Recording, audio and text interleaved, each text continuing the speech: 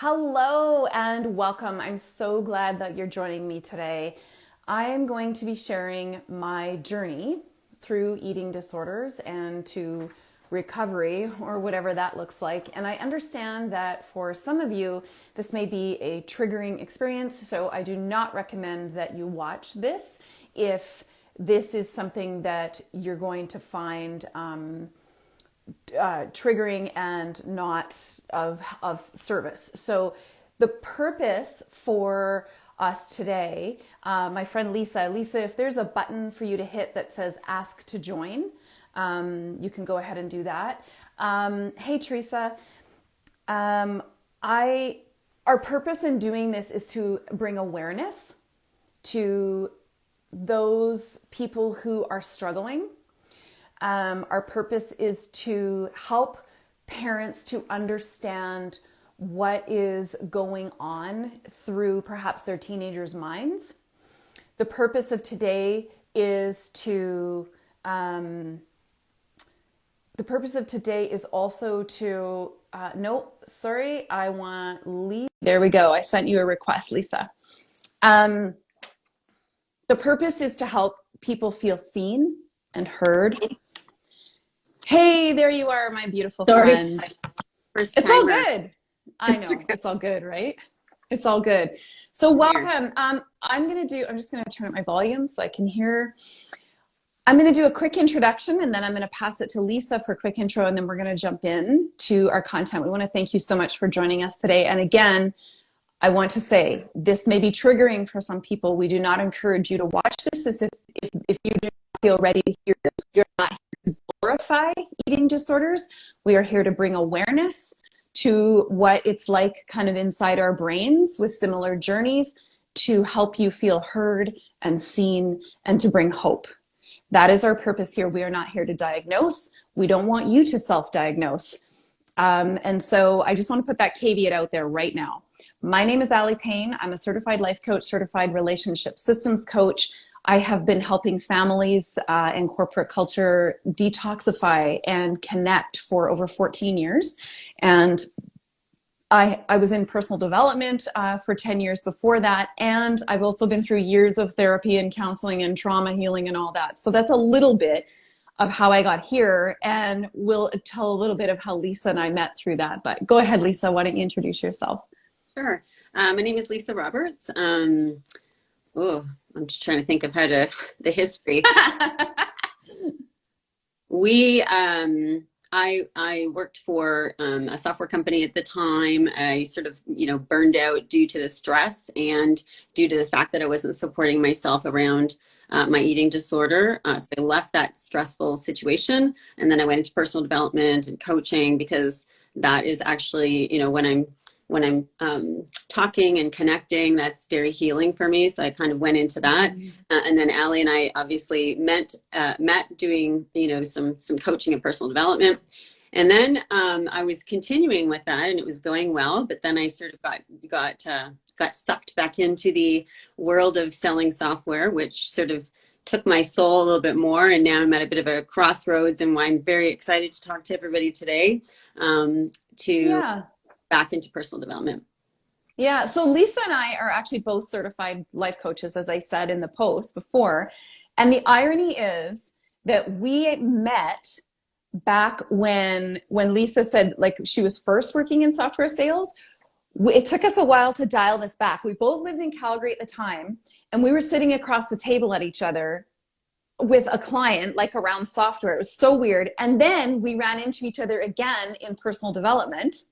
And then again through life coaching. And so it's like we're just kindred and we're just meant to be friends. And we're both really extroverted. And so even though our journeys that we're going to share today are quite similar, in like how we think, how we came at it is a little bit different. And so I think it's important to bring kind of different perspectives to this whole thing. So, all right. So I'm going to try and keep us on time. I guarantee you this is going to go to 1 hour. So get your popcorn, because here we go. So Lisa, I'd love for you to go first. If you could tell us a little bit about what your life was like when you were young. Like, what were you thinking? What were you feeling? What kind of little person were you? What was it like to be you when you grew up? Oh, that's a pretty good question, but like high level. Yeah, high level. Yeah. Yeah.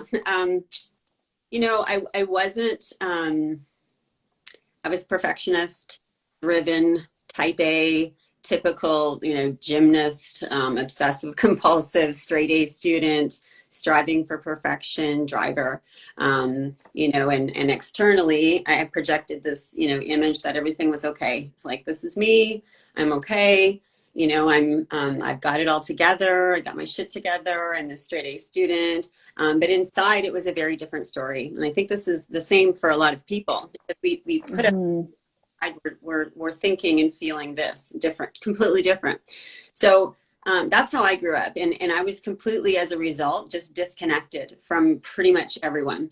And what I learned and how to cope as I was younger was I couldn't reach out for help. I had to be strong. I'm not good enough. All those core messages, I just kept it all inside and then just felt very alone with, because, dealing with eating disorders and things like that, it's depression, anxiety. And if you don't talk about it and you keep it all in, unfortunately, you feel very disconnected emotionally, physically, spiritually from people, and you feel very isolated. And that's when you begin to, medicate and stress in a very unhealthy way. So that has actually, unfortunately, because of my lack of healing through that, sort of brought up the eating disorder. And then, it's actually rearing its head again as a result. Yeah. So, okay. So I just want to ask you a clarifying question. So the perfectionism in type A, Mhm. do you have a recollection of that being a product of conditional love? Like, was that, and we are not here to bash our parents, Yeah. okay? Um, they did what they knew. And so did that come from you, or was that, do you think that was a story you made up? Where do you think that drive for perfection came from? I know that it's a story, and unfortunately, we're busy, right? And if we don't check in with our kids, I mean, check. Well, I mean, really check in, not like have you done your homework and surface shit, but like, how are you really? Like, how are you feeling? How are you doing? Are you okay?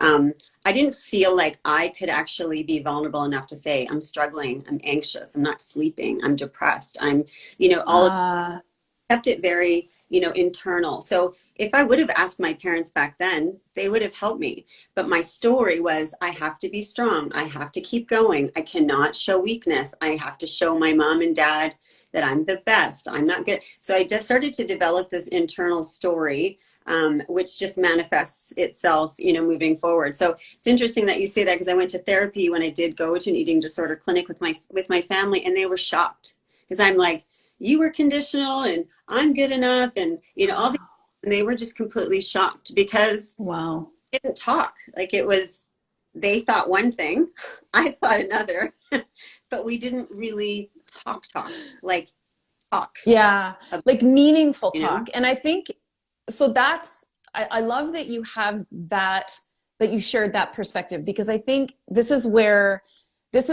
our how we got here kind of differs, is that um although we both grew up in homes where emotional safety, to be emotionally vulnerable really just wasn't present. Like we talked about the weather and how you did at school and things like that. I also, and if you've watched any of my Instagrams, you will know this. I come from a background of emotional and physical abuse. And so for me, I actually didn't grow up anxious. I didn't grow up striving to be the best. I remember, I have a photographic memory, so I literally like remember since I was 2.5. Um, I loved me. I was fun, and I loved that I was smart. I was very intellectually gifted, as was my parents, very smart.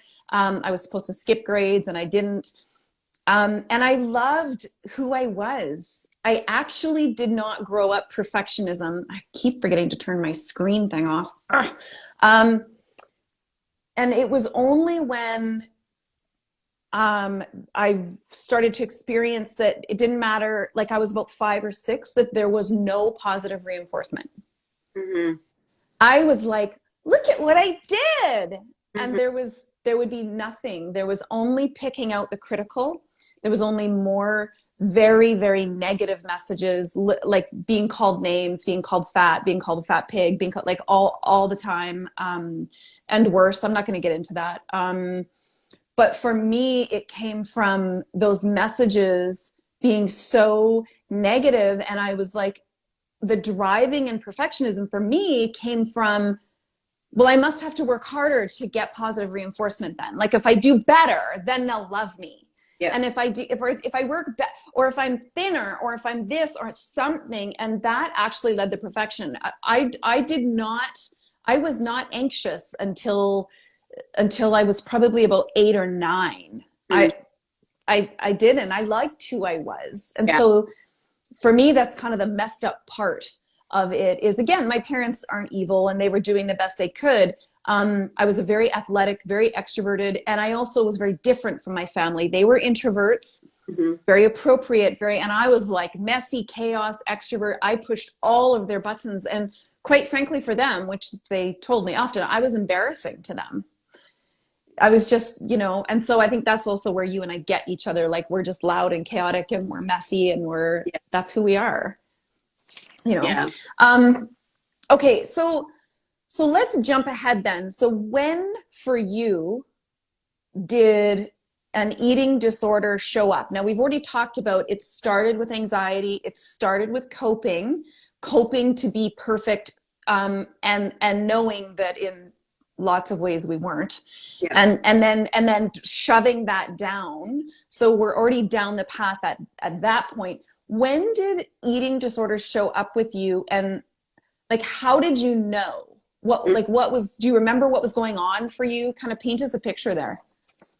Yeah, and so for me, I've always struggled with anxiety. It's genetic, but we didn't talk about it, right? And so it's just, so I was up at night, all the time, stressing and worrying, and I didn't know how to cope with that feeling. So the feeling of anxiety is out of control. I just feel out of control, and I have to control my environment. I have to figure out how to make myself feel safe because I can't connect with somebody and talk about it. So food is in your body and anything really, to make yourself feel safe, what's needed. But I was the same way, I was a happy child, and, I didn't want to go into gymnastics. It was too stressful. I didn't want to skip a grade. I didn't want to, but I was, again, pleasing my parents. I could have, and they say this all the time, you could have said something. I'm like, you didn't ask me. I was 8. It's like,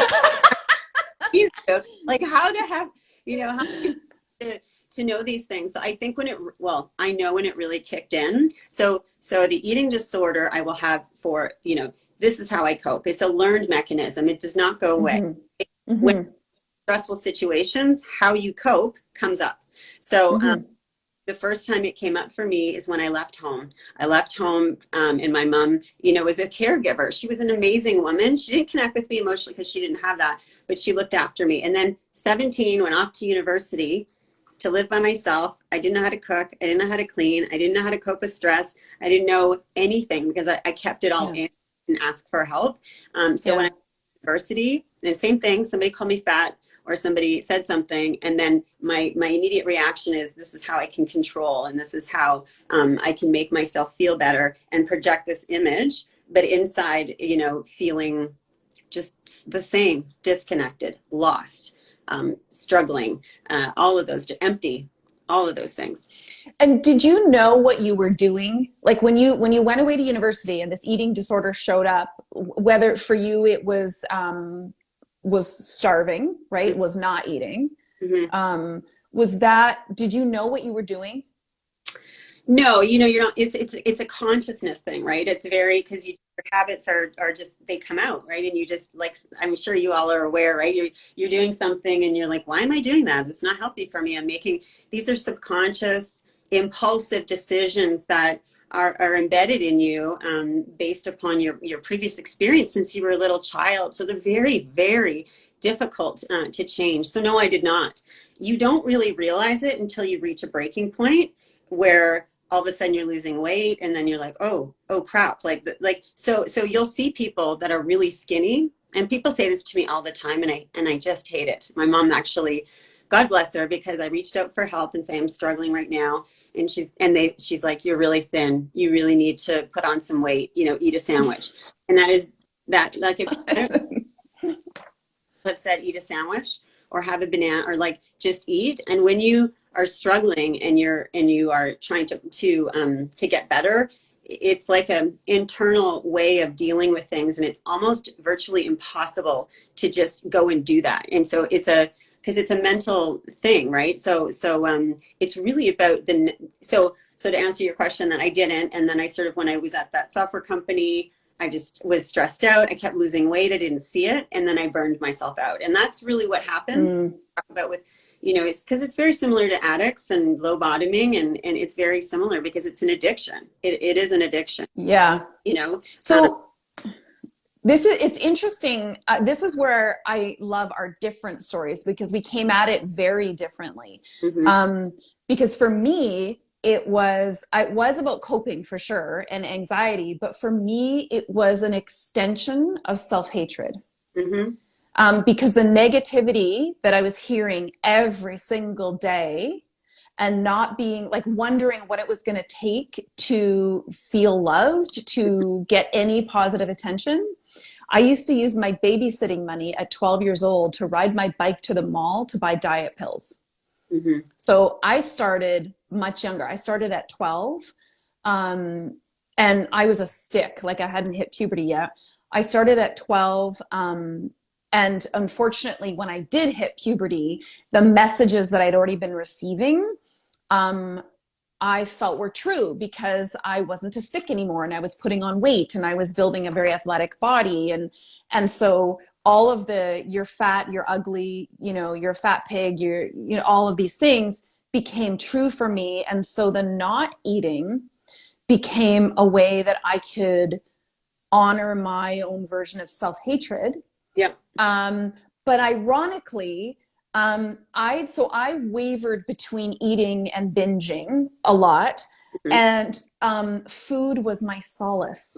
Food was my only comfort. It felt good, which is true. Okay, when you eat, it actually is a dopamine response in the brain. And so when my mom would go out to go grocery shopping, I would sneak down into the cellar and eat like an entire bag of chips, or a whole jar of some of her amazing preserves or canning, and I'd get in trouble, but I didn't care, because it was the only thing that felt good. So I was doing this weird thing where I wasn't eating because of self-hatred, but I was eating to help, because it felt like I could love myself. And for me, when I went away to school is when it got worse. But that was when I became even more aware of it, because the messages, all the negative messaging in my head that fit when I was at home, that was normal at home. I went away to university, and 3 weeks in, I was like, this is not normal. These voices going, all this messaging, like, it didn't fit my environment anymore. I marched myself down to student services and got myself into counseling in a hot minute, because now it didn't stop what was going on, but it was the beginning of starting to pull the end of the yarn. But so that's interesting. It was equally a part of perfectionism, anxiety, and coping for me, as it was absolute self-hatred. Like, I would starve myself because I thought, you don't deserve to eat. You're a piece of shit. Sorry, people listening, but let's be clear that I have that too. That's a very common too. Very important that, if because your messaging internally is very negative. I remember looking at my journal. I was journaling with my friends, and girls, they're like flowers and hearts and like, I love you and whatever. Mine is, you're a piece of shit. You deserve to, like, it was, you deserve to die. You don't deserve to eat. And so, but I think my experience as a child, my parents didn't, my dad did say, B's are not good. A's are only acceptable. You need to get a gold medal. You need to do this. But it wasn't, I don't think he thought that it was like negative. I just construed it that way. I created my own negative self-talk. So that's very consistent, Allie, of any eating disorder is negative self-thinking. And right. Hatred for sure. Yeah. And I think, for our parents, that was motivation for them. That's how they were motivated. And so, of course, they would think so that's how they were just trying to motivate us, Yeah. by like, I got straight A's and a B once, and I got grounded for having a B.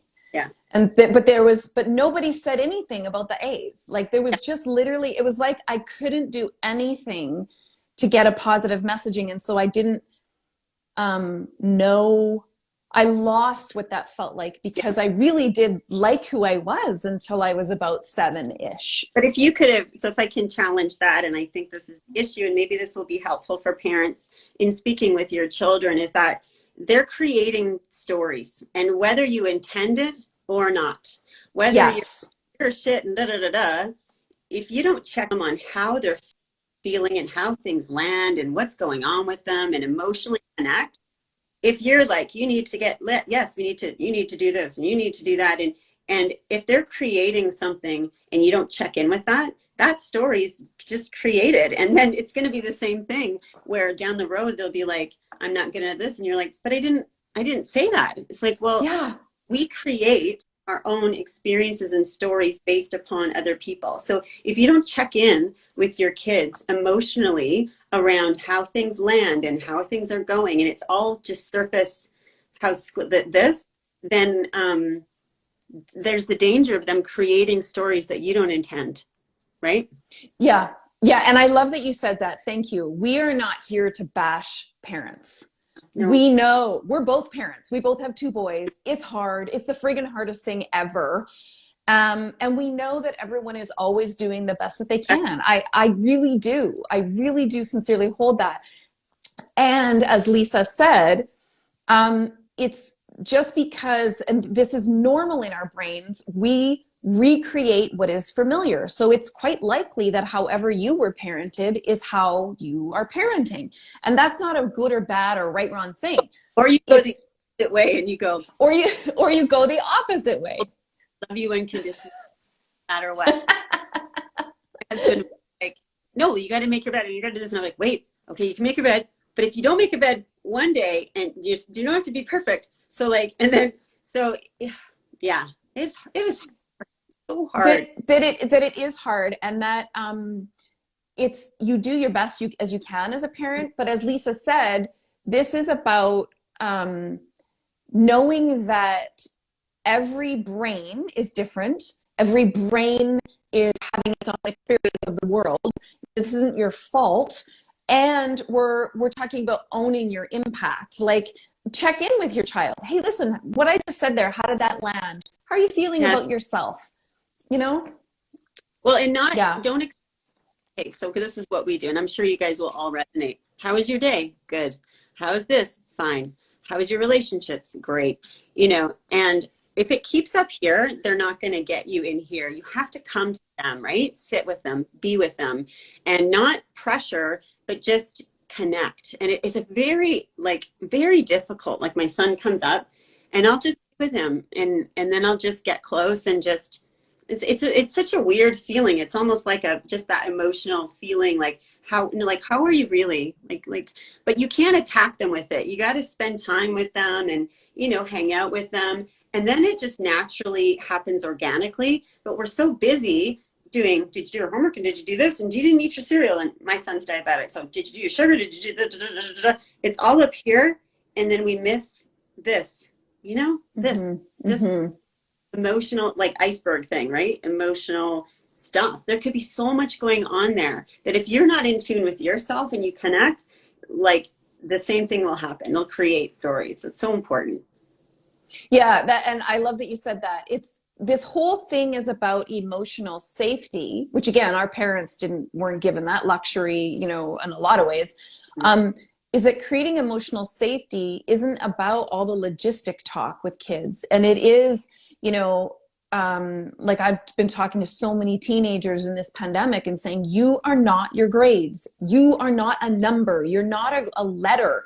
You are so much more than that. And they're like, well, tell my parents I'm failing. And I'm like, I don't care if you're an F. I don't care. I love you. And you have no idea how much value you have. So this is part of the emotional safety is building these conversations that help our children, because they are making up these stories all the time. They're attaching their value to things that you might not have any idea as a parent, and none of it's your fault. It's just they're attaching stories to their value that can get in the way. And so those conversations are really important to them. Balance, right? Because me and my husband, he doesn't understand because he doesn't have that experience. So if I'm really you can go the other way, right? So sometimes I can be a little bit too, it's okay. Like, what if paint was everywhere downstairs and whatever? I'm like, he's being creative. It's amazing. My husband's like, he just desecrated our house. Like, so it's a completely different person. But I think with the school, it's the same thing. It's like, but this is how I do it. You're failing math. What's going on? What's going on with you? Like, what? I don't understand. I don't understand it, Mom. I don't get it. Okay, we need to get you some help. Do you think you need help? I don't know. I don't want a tutor. Okay, well, I know you don't. It sucks, right? Okay, cool. But I want you to get to the, so it's more of a like discussion. It's not a, you got an F, you need to do better, because you're not really tuning into what is going on. Are they struggling? Are they depressed? Are they not focused? What's going on for them that they need more help? It has to be a partner, like a partnership but that's the balance. And I don't know it. I'm not the expert by any means. You can ask my husband, because we're very like yin and yang sometimes, because he's like, this, and I'm not, and there's a balance, and it's like accountability and goals and those things, but also you got to check in, man. You got to check in with your kids and talk to them, like with no ego, just drop it all and just connect. That's well said, because this isn't a reflection of who you are as a parent.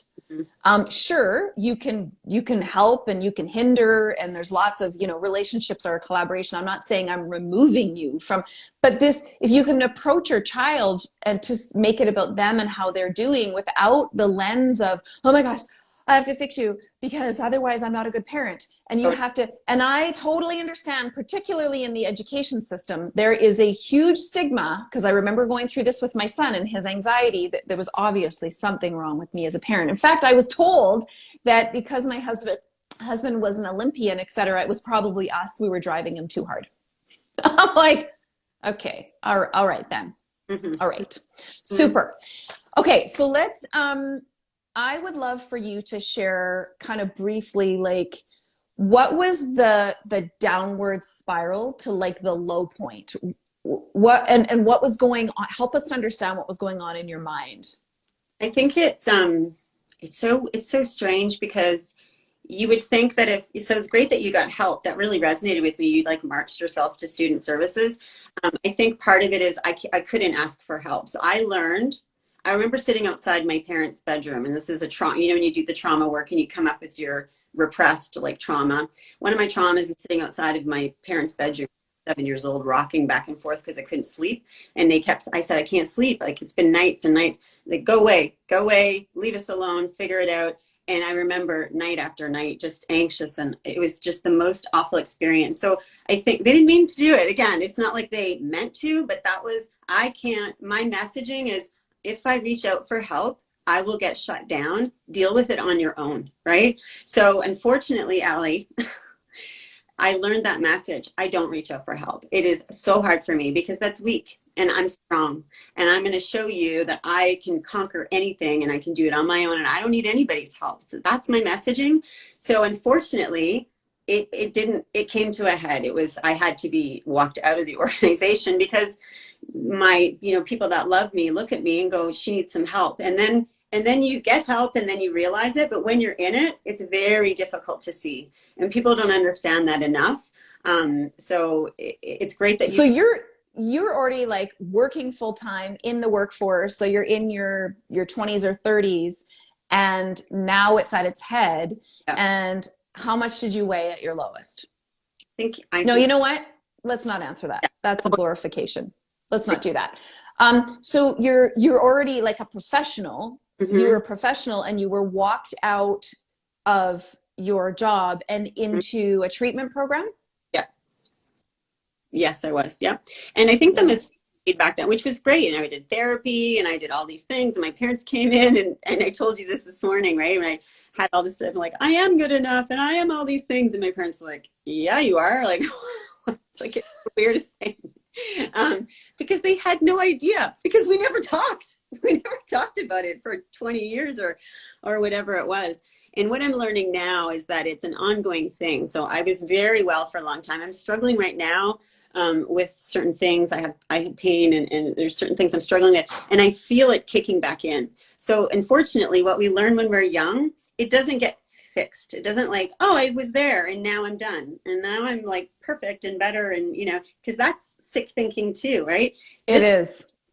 So, so it's a lifelong journey. It's a lifelong journey. Unfortunately, there's hope, you know, because it's a constant journey, but as soon as you get stressed again, those things come back, right? Those things rear again, because that's how you learned how to deal with it. And it doesn't just, yeah. So it's a lifelong journey of making it. So that's interesting. I think, it's like in your story, it's like moved about 6 years, and mine's just the same, but a little bit earlier. Like I got myself into counseling at school, but not for the eating. Yeah.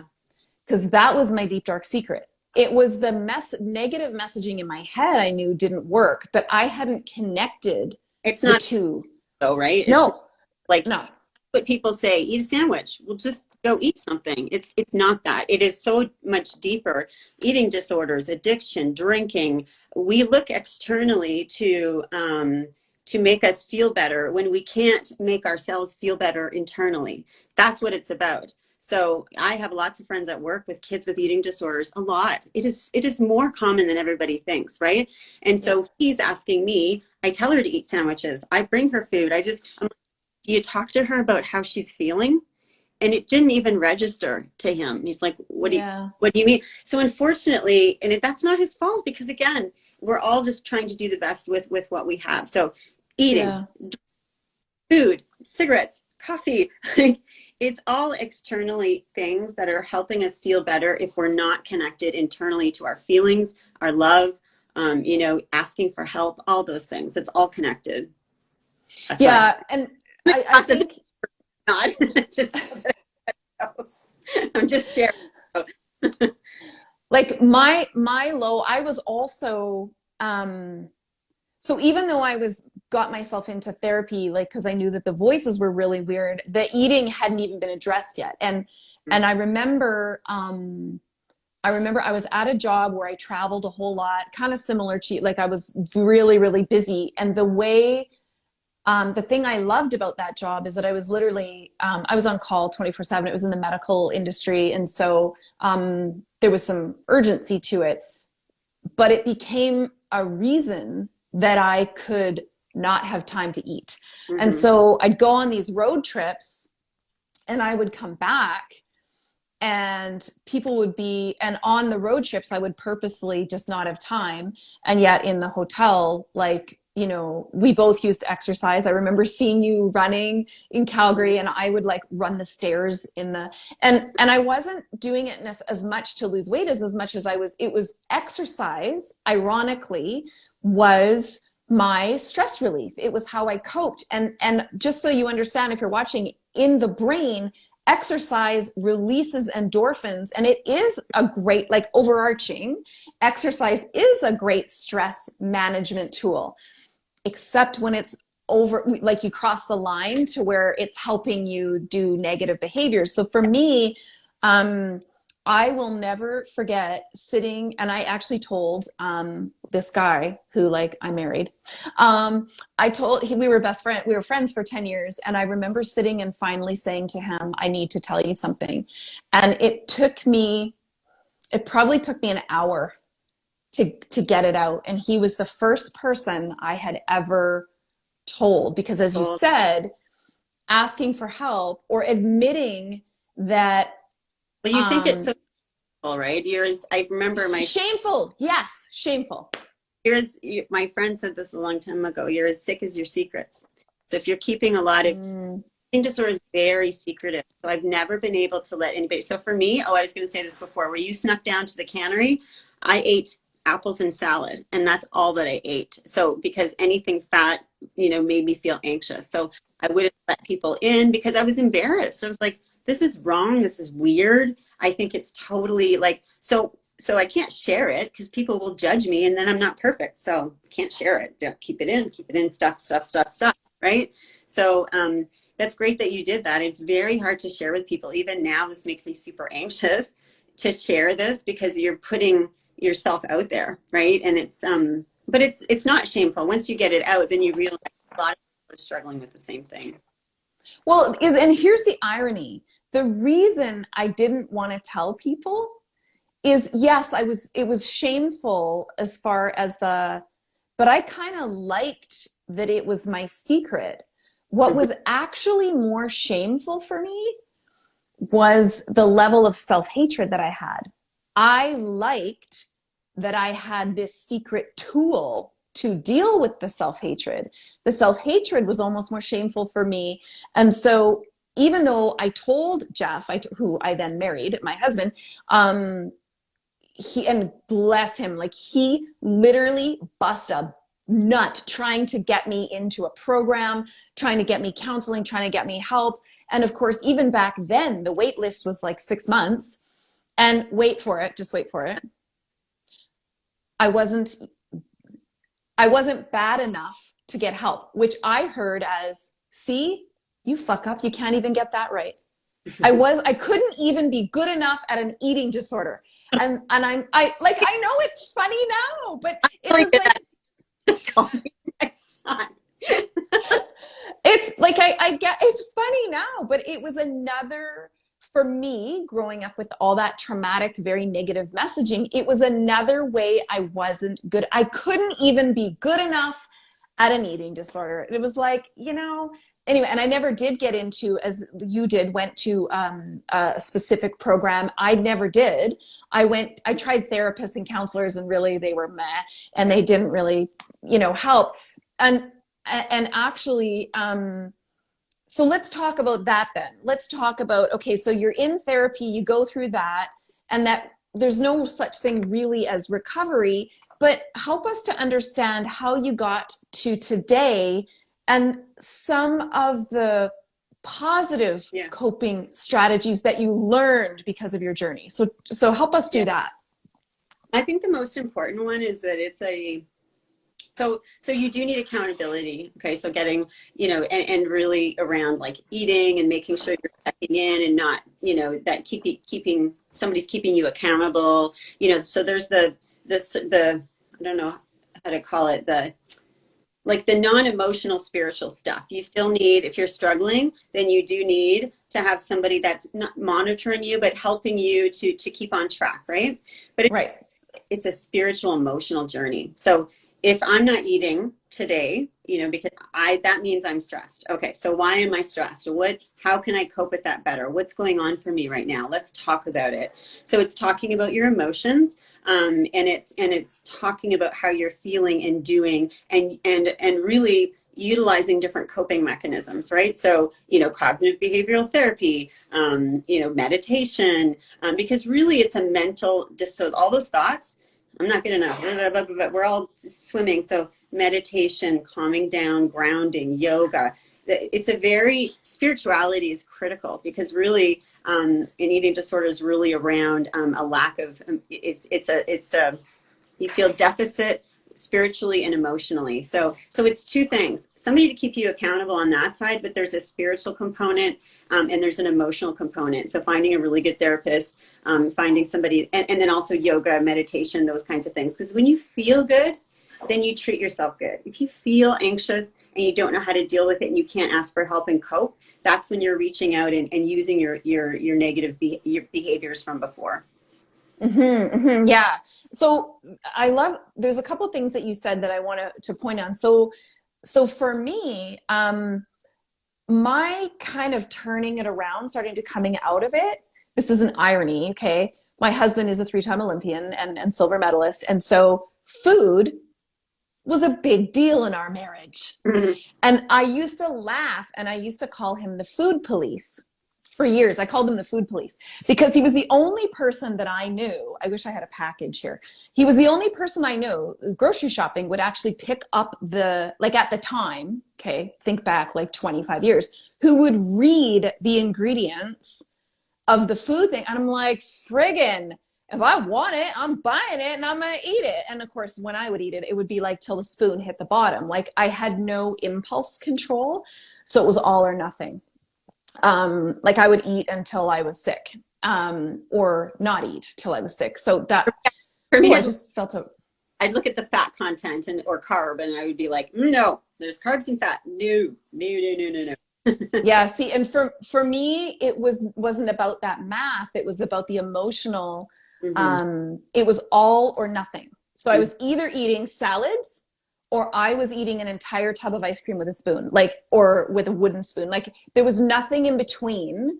And either way, there was very little impulse control, whether it was impulse to not eat or impulse to overeat. I lacked that.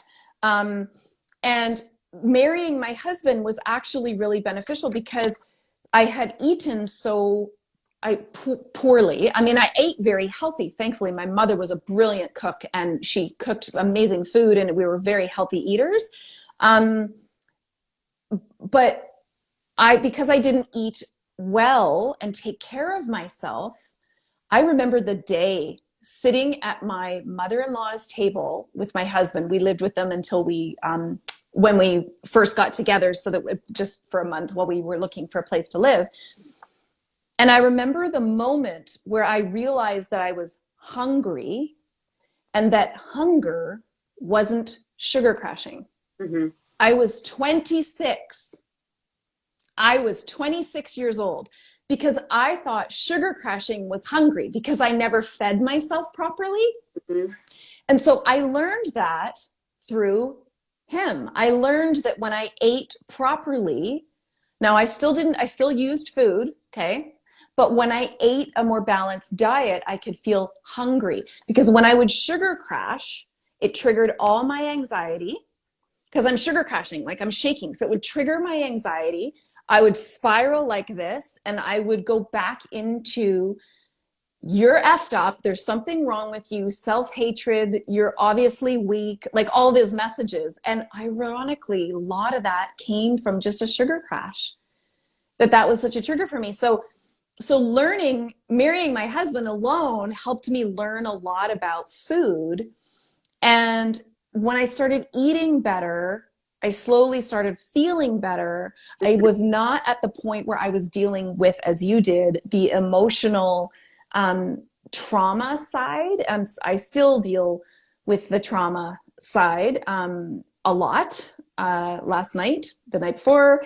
And for me, it's very fear-based. Yeah. So coming from an abusive childhood, when I am not perfect, or if I have fear of, like, even my own work, like I write my newsletter by Friday so that it can come out on Tuesday, I will go into a tizzy if I don't have the newsletter done. And you would think, like, what are you all in a panic about? Like, what are you?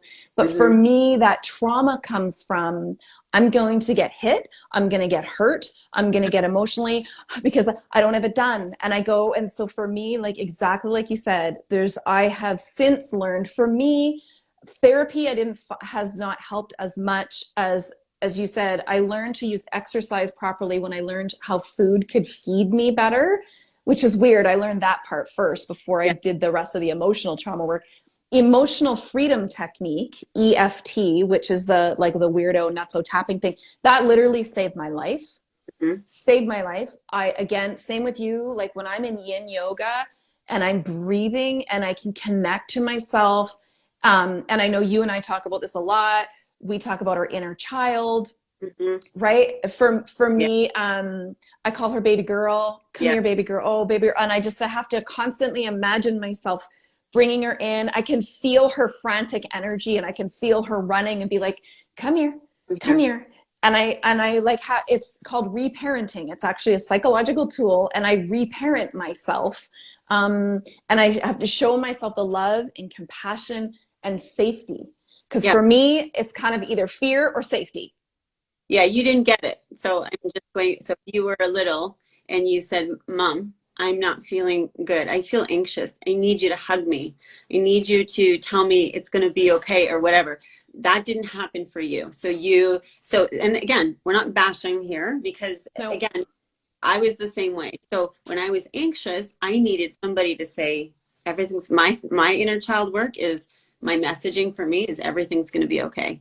Everything, you're okay. Everything's fine. Don't worry about it. I talk to myself. My husband be like, are you talking to yourself? Because I don't know those messages. They're not natural for me. I have to say them out loud. I love you. I looked in the mirror this morning. I love you. Everything's going to be okay. You can do this. Like all the messages that I wish I would have, reparenting, all the messages I wish I would have gotten younger, not their fault, that they did the best they could. I have to give that to myself now. But it's very difficult because those old messages are just, they tend to take, control, right? So reparenting is They huge. do. Inner child work is well, there's a lot. I mean, I've been. It is, right? It is. And for me, it's fear and it's safety. Yeah. So for me, it's the fear that I'm going to get hurt, either Yeah. emotionally or physically. I'm going to get hurt. And so for me, my thing is, you're safe. I have to say it. I was saying it to myself last night over and over.